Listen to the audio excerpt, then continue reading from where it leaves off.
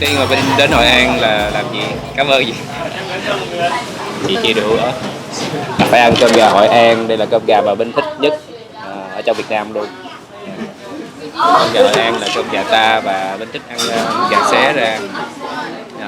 Và đây là cái phần gỏi gà trộn số 1 Hội An. Đói bụng quá mọi người ơi. Làm việc. Cái gót đây cũng đặc biệt lắm.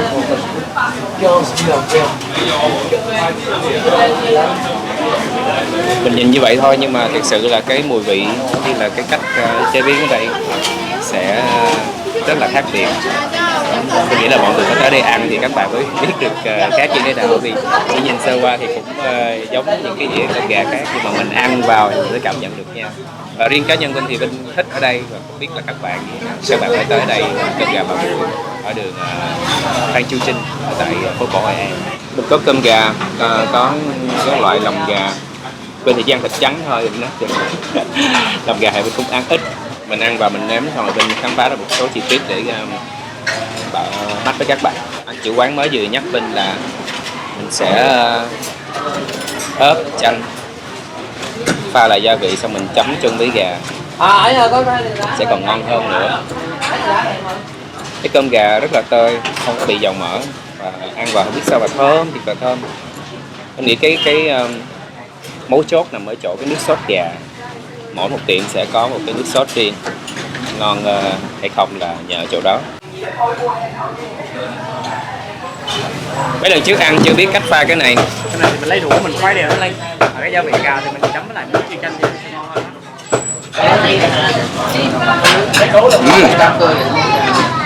Khác hẳn. Nhưng mà có chanh nó cái vị thanh. Hai cơm gà, 2 cam tươi mới không? Chung với là ớt nó cay cay nồng nồng. Chấm vào trong dĩa rồi ngon hết đứt. Đậm đà quá, không thích cái vị chanh đó, vị cay của ớt nữa.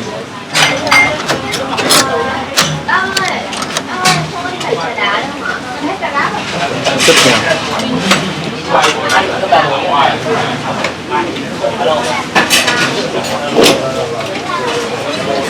Tiệm rất là đông, mặc dù là nhỏ thôi nhưng lúc nào cũng đông khách hết. Mình thấy rất là nhiều người xếp hàng ngoài kia. May mắn lắm mình mới đi vào đây, dán chân vào đây để ăn được.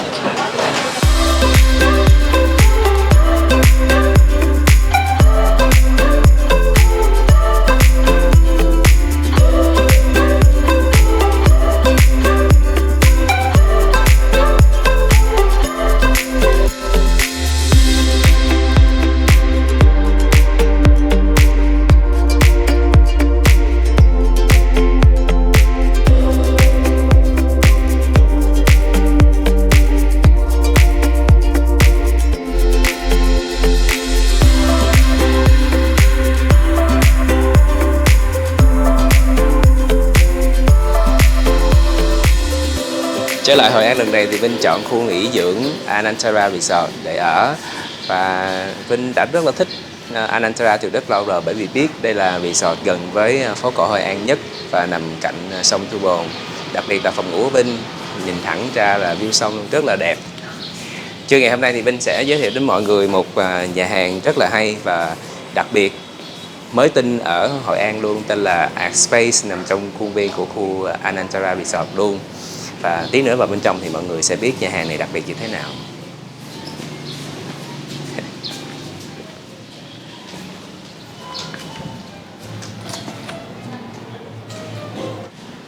Mới bước vào thì mọi người thấy như thế nào?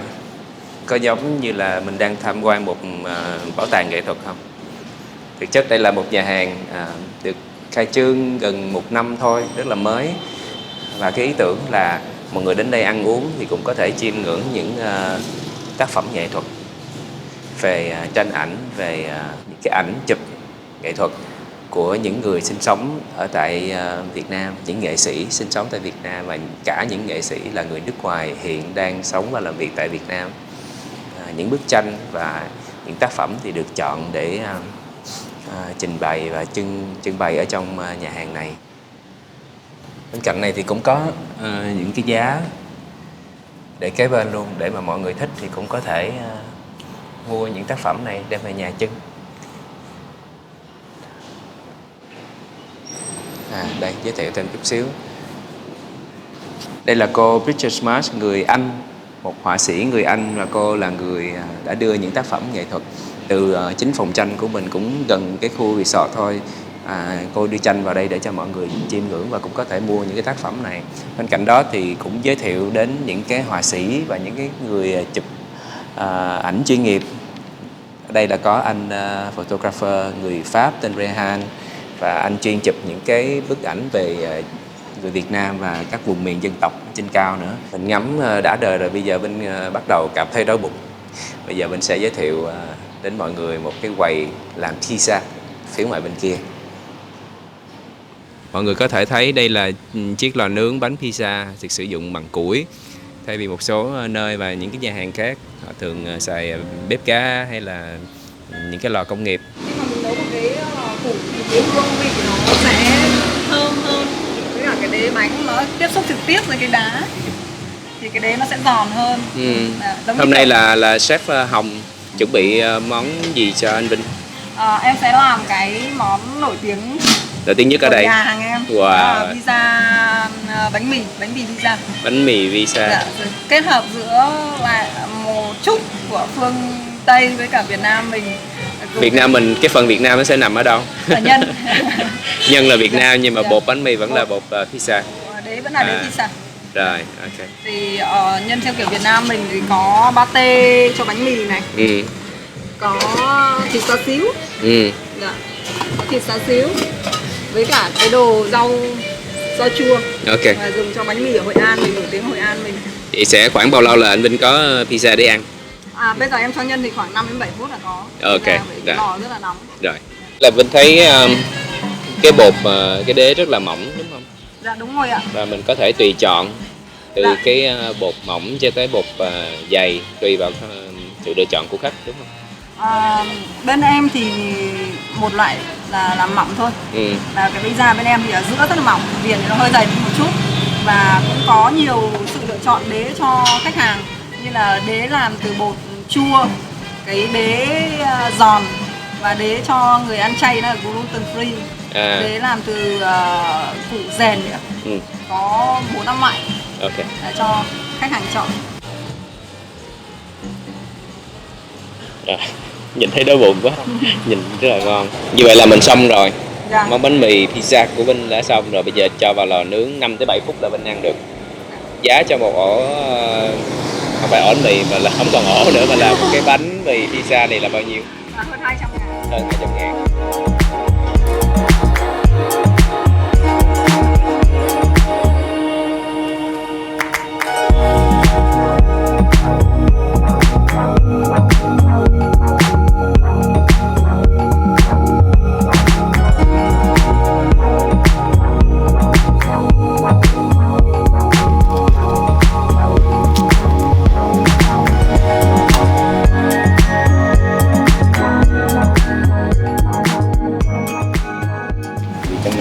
Sẽ chọn một trong những hương vị này, một là chanh hoặc là cam hoặc là quế.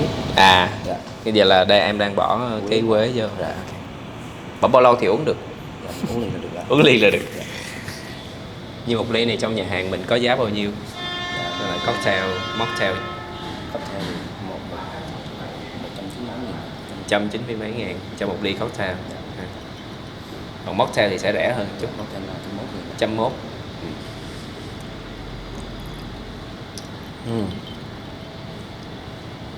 Thơm quá. Thì mới Vinh biết rồi đó. Bây giờ biết thêm một cái là gin tonic rồi bỏ thêm nhiều cái hương vị xung quanh rất là thơm. Mà ngày hôm nay uống mùi quế cực kỳ thơm. Thấy chưa? Nhìn cái menu rất là đẹp và rất là muốn ăn hết tất cả mọi thứ. Xong. Bên phần này thì pizza nãy là mình cũng order rồi. Bên order pizza bánh mì Việt Nam. Ok. Bây giờ chờ đợi đồ ăn.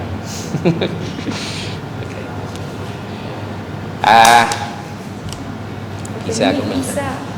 Cảm ơn em. Món pizza của Vinh đã sẵn sàng rồi. Cách trình bày thì đúng với concept của nhà hàng luôn.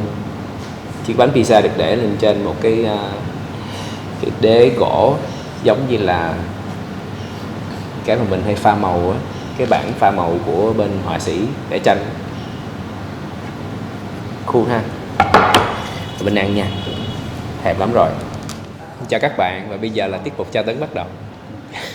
Mình sẽ livestream cho mọi người xem bên ăn.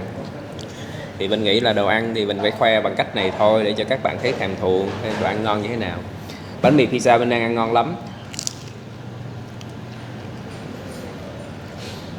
Nói nôm na cho mọi người hình dung ra là vừa bánh mì vừa pizza thôi. Có hương vị cái bột của pizza và bánh mì nhân thịt ở trong này rất là chất lượng, cắn miếng nào ra miếng đó. Cái ngon là cái bột nó không có quá dày á. Cái bột, cái đế bột rất là mỏng. Mình thích cái loại này, mình thích bánh pizza mà loại cái món này là gì em? Chef Bon. Chef Bon. Món này là tuna pork. Mình sẽ ăn tái hơi cay một xíu. Hơi cay xíu. Bây giờ các món tapas của Vinh đã ra rồi. Bên kia 1, 2, 3, 4 đồng giá với nhau 260.000. Bánh mì của mình, bánh mì pizza thì 190. Cái này chưa tới món chính của Vinh nha. Vinh mới bắt đầu thôi. Bánh mì pizza nãy là chốt lại là quá ngon. Các bạn chắc chắn và nhớ là bắt buộc phải tới đây thử món đó. Mình thử món tiếp theo là món salad cua. Wow, thịt cua không luôn. Mình thấy trong này có trộn chung với xoài, hành. Cái lớp bánh ngoài chắc mình ăn được.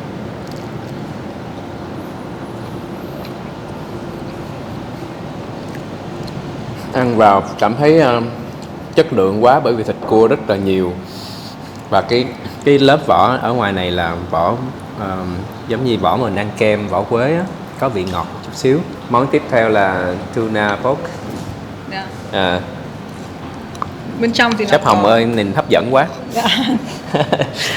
Cái này nó trộn cùng với cả cơm chiên giòn, cộng với cả dưa hấu và quả bơ.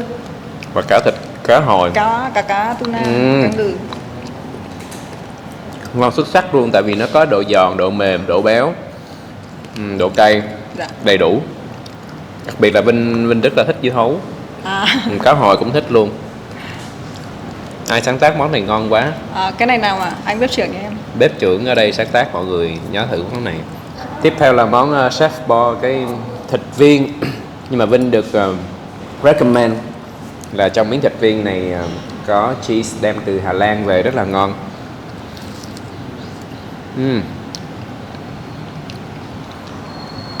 Cái ngon là nằm ở chỗ nước chấm nha. Nước chấm rất là ngon và có mùi quế.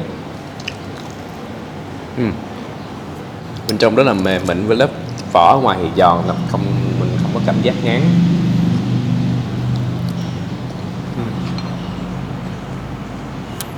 Ăn thấy phô mai tan trong miệng. Tiếp sau đây là mình sẽ có món sò điệp Hokkaido của Nhật Bản.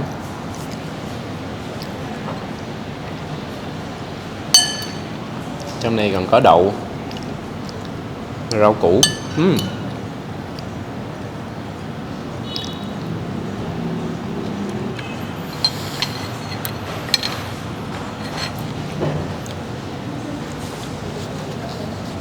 Và thật là khi ăn những món này Vinh cảm thấy bắt buộc mình phải uống với cocktail, nó mới đúng bài. Mình nghĩ vậy.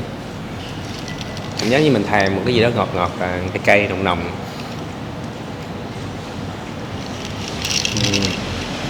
Để Vinh đoán thử trong này uống có gì. Uống rồi thì Vinh nghe cái mùi 7up nó nồng lên nhất, ngọt, và có mùi chanh. Mới hỏi thì biết là cái màu xanh là Blue Curacao từ rượu mùi, và cái base là vodka. Base vodka là mình thích nhất khi uống cocktail. 1, 2, 3, 4, 5. Nãy giờ một mình Vinh ăn 5 món thì chốt lại là Vinh vẫn thích bánh mì pizza và sò điệp Hokkaido rất là thơm ngon. Và cái món này đặc biệt, món salmon. Món crab salad thì chất lượng rồi, riêng cái món cheese này Vinh nghĩ rất là ngon, rất là thích. Nhưng mà một mình Vinh thì Vinh nghĩ cái phần này nên share với bạn bè thì sẽ ngon hơn. Đó, mọi người khi mà đi 2-3 người, 3-4 người thì mình kêu cái này mỗi người một cục thì sẽ vui hơn. Ăn một mình nguyên một đám cục thì hơi buồn.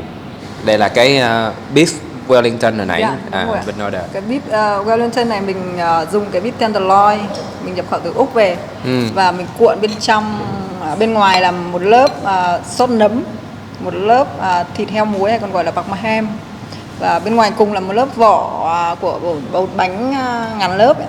Mình ăn sẽ có cái vị nó hơi giòn giòn. Wow, nhìn thiệt rất là đẹp mà thấy làm kỳ công quá. Dạ cũng hơi kỳ công. Rồi anh Minh cắt như vậy thử. Dạ. Chưa biết cách làm sao cho đúng. Đây là mình vừa có lớp bánh ngàn lớp và miếng thịt bò luôn rồi.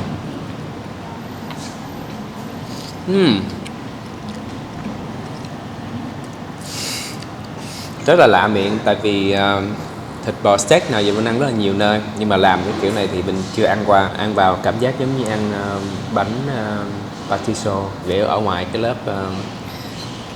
lớp bột mà ngàn lớp á, xong rồi bên trong thì gia vị đã được tẩm chung với thịt rồi, mà mình có phần cheese và phần thịt ham, nó có độ mặn rất là ngon.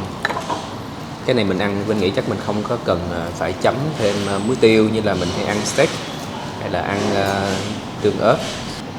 Có thêm chén sauce ở ngoài, sauce bơ trứng.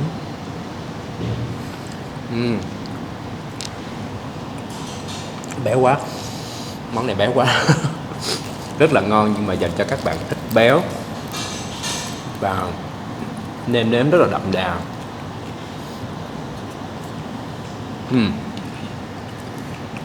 Ăn cần mê nha, đặc biệt là cái lớp vỏ bánh ở ngoài mình thích đấy hợp. Món chính của Vinh tới. Đây là soft and tough. Soft and tough. Dạ. Cảm ơn em. Món này thì Vinh đã giới thiệu với mọi người ở chỗ Anantara Quy Nhơn rồi. Mọi người còn nhớ không? Thôi, dành cho những bạn chưa coi thì chắc mời chef Hồng giới thiệu lại. Dạ. Cái món này là stuff and tough, thì bọn em sẽ dùng cái muối Himalaya bỏ vào lò nướng cho nó thật là nóng lên. Xong rồi mình sẽ bỏ những nguyên liệu như là cừu, sườn cừu, bò beef tenderloin, đồ hải sản lên. Mình chỉ nướng sơ lên thôi, xong mà mình cho khách sẽ nướng chín hơn khi ở trên đá. Đã, nướng bằng đá, và cái đá này nó hơi có vị mặn, mà những cái đồ của em thì không cho muối. Nếu mà cho muối vào sẽ bị mặn. Dạ. Cho nên cái vị mặn nó sẽ thấm từ ở dưới, từ miếng đá muối. Từ miếng đá muối ở dưới luôn. Dạ. Và ăn kèm với cả cái sốt đó là Hội An chili paste. Wow. Trộn với cả cái mayonnaise. Cái này là ở Quy Nhơn không có rồi, tại vì ở đây mình đặc biệt ở Hội sauce. An là đặc biệt hơn là có cái sauce riêng của Hội An. Đúng rồi ạ. Nha. Cảm ơn chef Hồng. Phần thịt và hải sản nướng trên đá Himalaya này có giá 1,4 triệu nha các bạn, vừa thịt vừa hải sản luôn. Vinh sẽ không review quá nhiều về món này, bởi vì Vinh đã từng review rồi. Thì các bạn nếu chưa xem thì quay trở lại xem tập Anantara Quy Nhơn, thì mình có nói về cái món ăn này rồi. Nhưng mà có một điểm khác biệt để Vinh thử, đó là hồi nãy chef Hồng cũng có nhắc về nước sauce của riêng tại Anantara Hội An.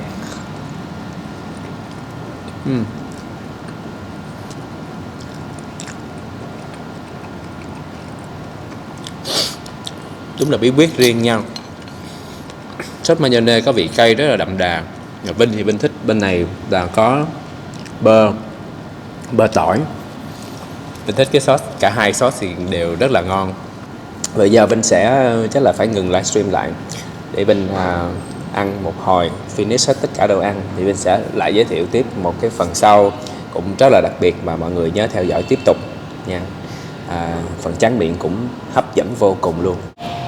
Tráng miệng ngày hôm nay Vinh sẽ ăn khác những lần trước, khác tất cả những bữa ăn nào giờ của Vinh. Sẽ có một tiết mục rất là hấp dẫn, các bạn qua đây xem. Đây, mình có chiếc máy in sô-cô-la.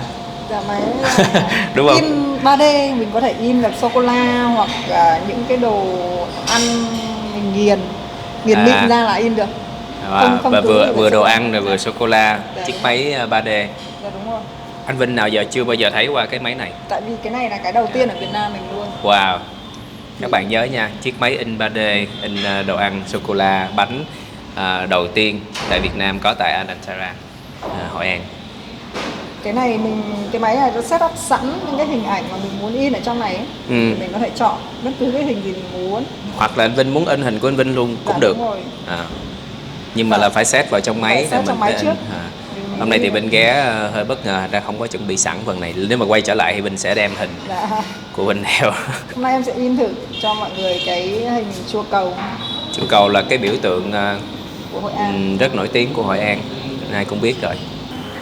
Nếu như mà mọi người tới đây muốn in sô cô la rồi xong rồi mua đem về, không có nhất thiết là phải ăn ở trong cái phần ăn của nhà hàng vẫn Cũng được. được ạ. Là một lần in như vậy là mình tính mình charge bao nhiêu tiền? Hiện tại bây giờ bọn em mới chỉ tính là trên cái phần đồ dessert mà mình có sẵn thôi, còn chưa tính cái theo ý kiến yêu cầu bên ngoài của khách. Rồi. Đấy. Nhưng mà nếu mà khách có yêu cầu mà em vẫn làm tính tốt sao? Là cái phần dessert sẽ là bao nhiêu tiền? Cái dessert của nó là hơn 200.000. Gồm có cái hình chùa cầu và một số cái đồ đi kèm nữa.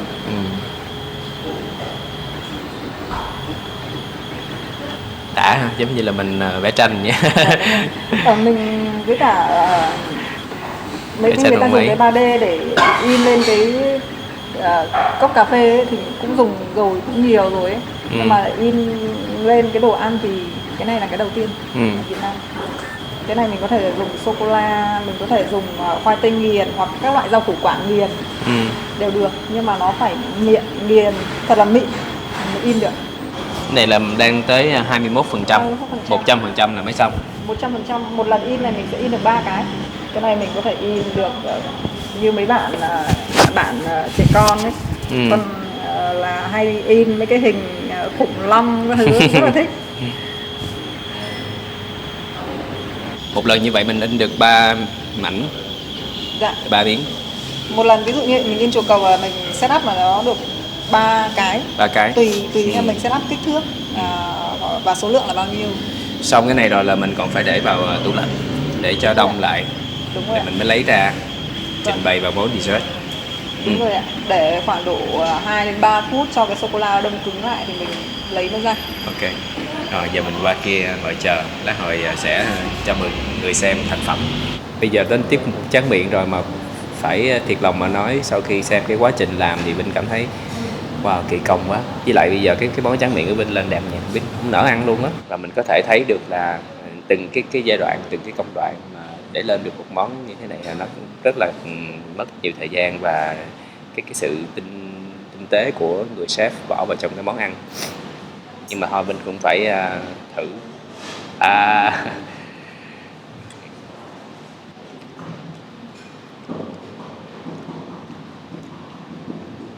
Cũng là sô cô la thôi, nhưng mà giống như Vinh nói, qua cái quá trình công đoạn như vậy thì Vinh cảm thấy hiểu được thêm nhiều, cho nên giờ chắc là do như vậy, do tinh thần mình cảm thấy là cái món sô cô la này ngon và đặc biệt hơn thì cái món sô cô la khác.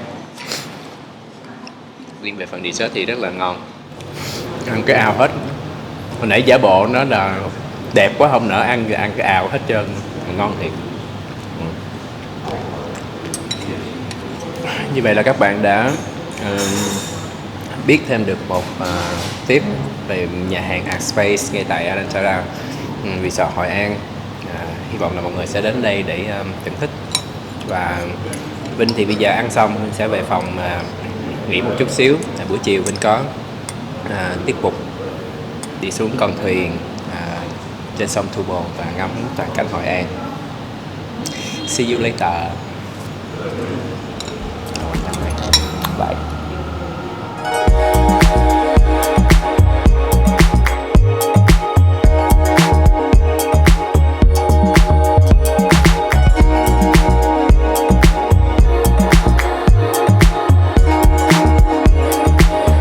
Anh có thể đi theo dọc cái bờ sông này đi lên phố cổ. Cái này là phía sau của chợ Hội An. Chợ Hội An. Dạ, chợ bán thực phẩm.